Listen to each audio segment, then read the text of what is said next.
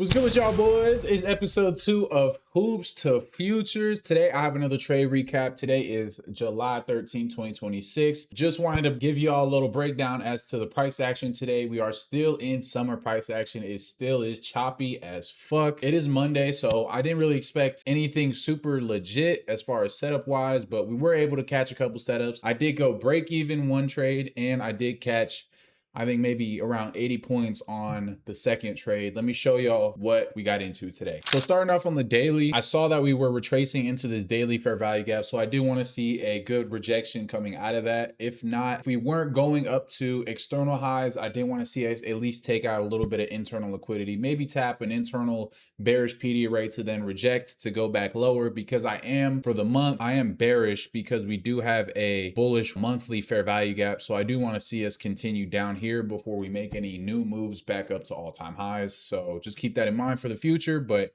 that's a little long-term out, you know, long-term bias. But today I was short-term bullish. So as we come back down into the 1 hour, I see that overnight session, we're inside of this range right here. It's about a little, you know, 1100 point range. I see that we already made a tap inside of this daily fair value gap. So I wanted to see us make another tap into it before we had any bullish reaction out of it, because fair value gaps 4 hour and higher always have an internal manipulation inside of that leg. So I did want to see an hourly internal manipulation inside of that daily fair value gap before I saw any reactions going up. So that's what we waited for going into New York Open. We're respecting bearish price action. We gapped down to open the week. So at this point, I'm bearish until we sweep these lows. I am bearish and I'm just waiting for a reaction. My hands are off. I'm staying patient. I'm not really expecting nothing, but once we do get this sweep, I am expecting a 1 minute internal manipulation after we get this hourly internal manipulation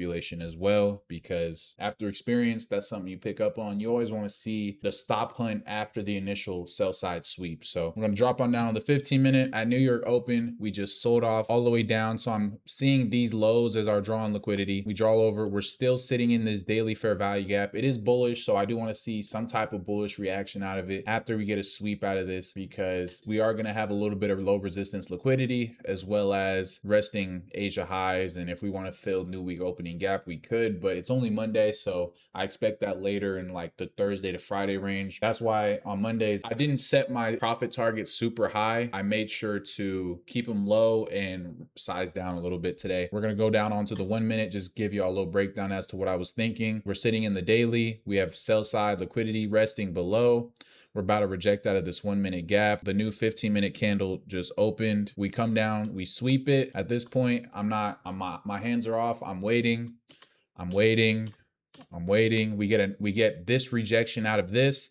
At this point, we have this fair value gap open up.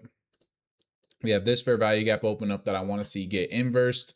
And we could also get a change in the state of delivery at these highs as well. We could get an inverse and a change in the state, which is always the highest probability. So I wanted to wait for that. And I didn't want to front run this gap because I've learned through peace and serenity that the less I front run these gaps, and if I just deal with the large expansion, then the higher probability these trades are going to be, because there are times where I will get fucked. Okay, pause. But there will be a huge rejection wick, and then I'm in the trade. I get stop hunted and the account's gone type shit. You feel me? So we're avoiding that. We're just waiting for the candle close on the inverse. We did get our initial sweep of sell side, and then this is our stop hunt into this gap. So at this point, I'm waiting for the inverse off of this candle. I'm waiting. I knew I'll give it 5 to 6 minutes. If we don't inverse it, then I'll just fade the setup. At this point, we're at 4. And then we finally get it right here. Boom. My indicator goes off. It says it's an A setup. You feel me? You know what I'm saying? If y'all want the indicator, let me know, but you know, type shit. But at this point, I enter long. My stops are at the body low of these groups of candles. And my first profit target is these highs up here. And my break even is right here at these body highs, because I wanted to see, once we inverse this gap, I knew that this high was probably our next highest probability, but we did end up displacing a little higher. We did go break even right here. At this point, I was sitting in there. I do have footage of the trade. I'm gonna throw it up on the screen right now. We did go break even at this moment. I was in with 5 micros. So it wasn't nothing huge, pause, but I was definitely in this trade. I went break even here. And at this point I was like, okay, are we just not going to deliver? And turns out we end up getting stopped at break even, unfortunately, on this trade. This was the first trade of the day. It was very high probability we get a nice 4 drive candle. I was quite honestly shocked that we didn't go take out this internal high, but it just shows me we're still bearish, which is fine. The market's going to show you what it wants to show you, and that's all you need to see at this point. All right, I'm thinking, okay, we're probably going to go out and take these lows. I forgot that I had already marked out on the charts. We are retracing into equilibrium of this range, so I did want to see 0.5 of this range or equilibrium of the range get tapped. And if we were going to reject out of that daily fair value gap, it would have been on that leg and I would have been able to catch that move.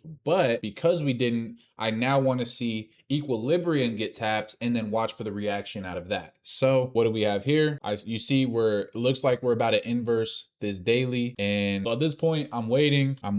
I see that we're going all the way back up, so it's like, damn, okay, that's cool. But then we get this giant rejection candle. This candle is quite literally 168 point candle, 168 points. If I would have still been in this trade, if I didn't go break even where I went break even at, I would have lost like 55 points, right?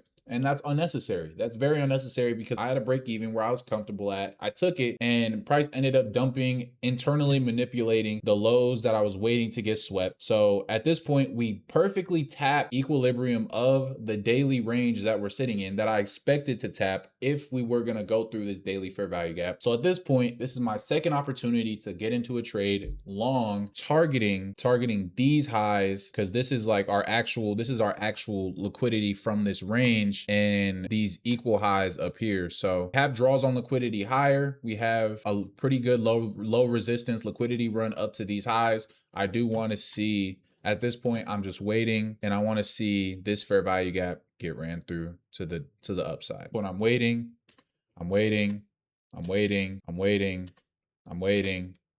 I see this displacement, boom. All right, indicator goes off again. This is an A setup type shit, right?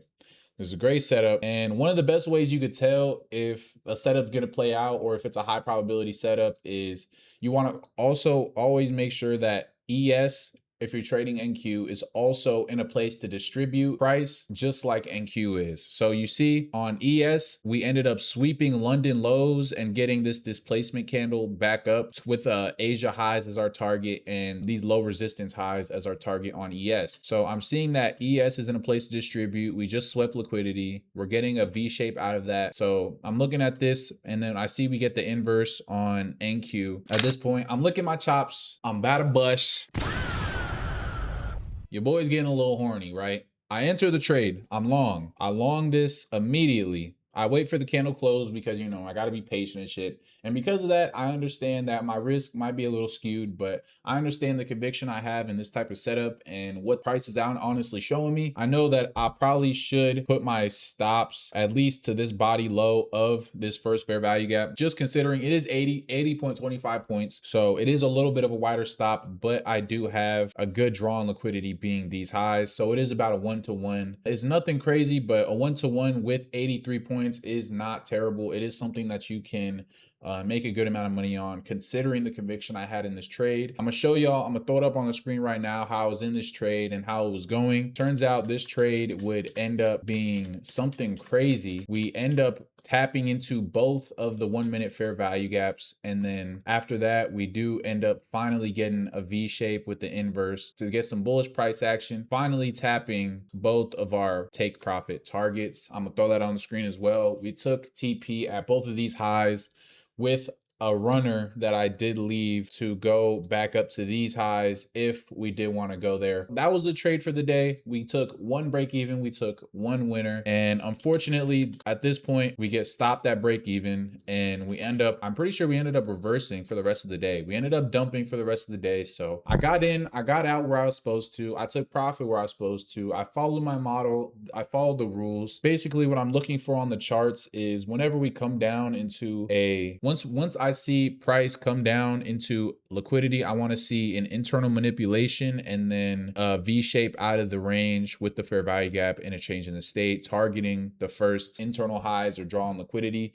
That can be your take profit one. That's where you go partial. That's where you go break even. That's exactly what I did here. I went break even. It stopped me out. So I was just waiting for that same setup again. Luckily, what happened was we came down, we swept, we came back down, got the setup, we manipulated one more time, and then we ended up getting the V shape out of this. So we ended up getting that low, high, lower, low, higher, high. We got that little breaker block set up with the unicorn. We inversed it. We ended up respecting the unicorn on the 1 minute, and then we ended up tapping into our take profit values where we partialed, end up getting stopped out at break even with our final contract. Honestly, like, given the price action was so choppy today, I didn't really care, just because we were able to get the reactions we wanted to. We were able to wait. We were able to be patient.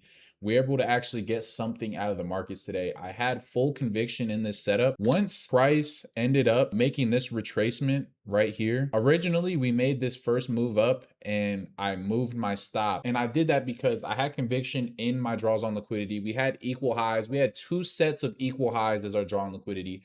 Those are very, very strong. I want to see price go there before we even reverse and go lower, because those are very high draws. There's a lot of orders stacked up there. I want to see that get tapped before we go lower. So any type of retracements that we saw, I wanted to stay in this trade because I had so much conviction. That was basically why. We tapped equilibrium of the inverse fair value gap that we ended up getting on the 1 minute. We tapped EQ of that, respected it, and then we ended up getting bullish price action out of that. Once I see that, after a year of me trading, I understand that, okay, this is probably just a deeper retracement. It is Monday. Volatility is a little lower.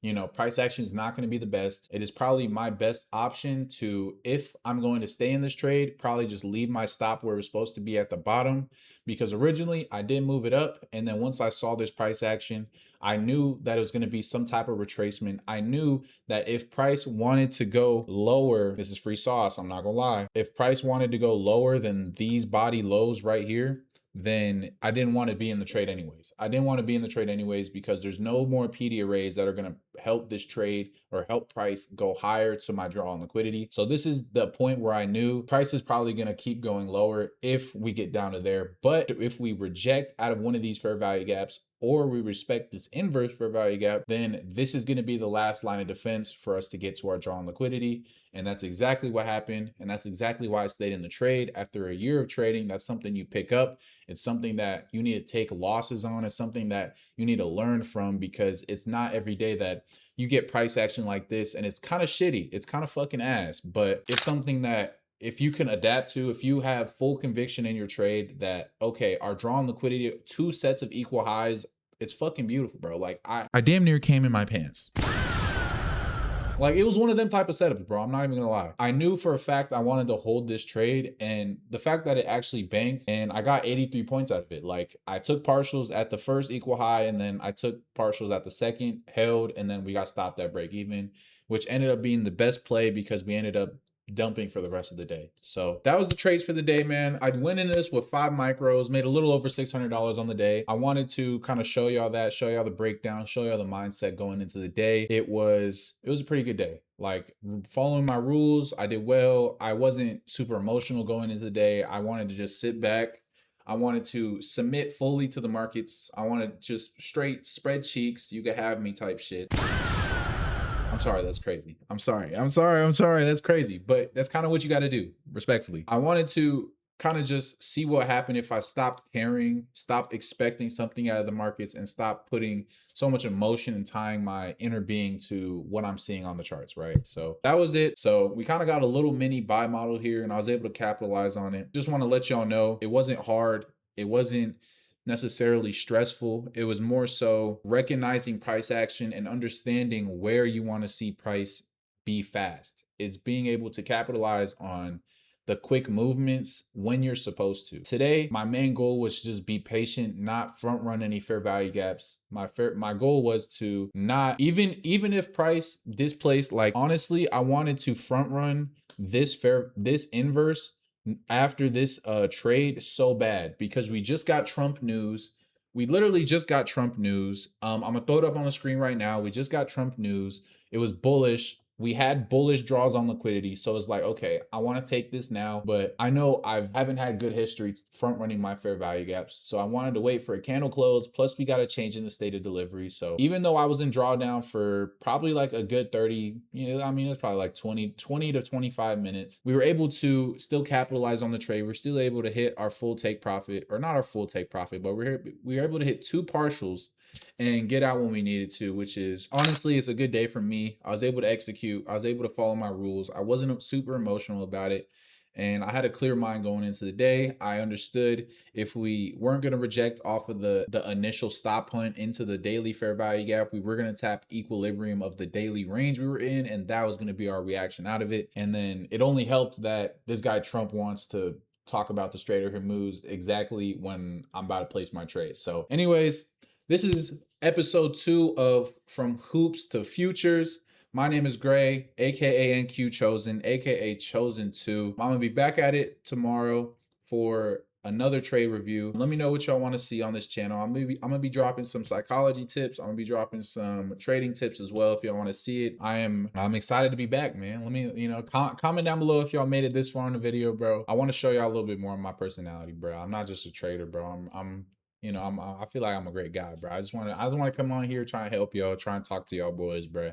I know this shit's stressful. To all my athletes out there, it's a complete mindset shift that you have to go through in order to be successful at something like this. And I'm going through it too. So y'all going through it with me. So leave a like on the video, drop a comment down below. It's been your boy Chosen. I'm gonna catch y'all in the next video tomorrow. Peace.